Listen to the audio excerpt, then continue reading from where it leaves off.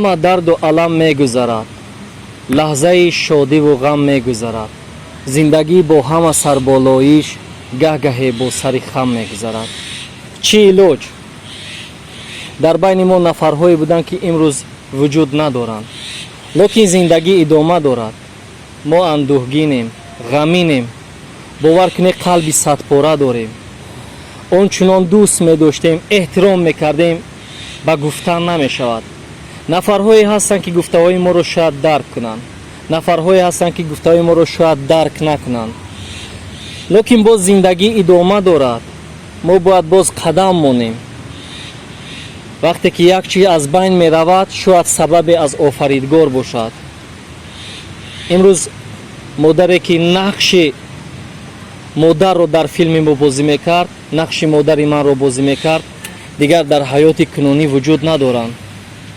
خواهر اون نیز که در نقش است غمین است. البته چی گفتنی هست شما؟ روحشان شاد و خانه آخرتشان آباد باشد. صد افسوس که ما معلمه رو از دست دادیم، اپای مهربانی خودمان رو از دست دادیم. ما همه غمگین هستیم. همدردی خودمان رو به اهل عائله شد، به دخترچه‌شان میرسونیم. خداوند خانه آخرتشان رو آباد کنه. اکای شمس، فیلم دهوتی ادامه دارد. فیلم دهوتی باز می رود، لیکن هیچ کس جای هیچ کس رو نمیگیرد. همیشه جای مادر در قلب همگان، در قلب مخلصان خالی هست، خالی میماند. روح مادری بزرگ شاد باشد، به اعضای عائله صبر جمیل خداوند عطا فرماید. با این خاطر ما رو ترک نکنید، زیرا ما نمیخوایم شما رو ترک کنیم. ما با چندین فکرهایی بودن که خواستیم که دیگر فیلم ادامه نیابد، زیرا یک شخصیتی که فیلم رو اداره میکرد در بین ما نیست.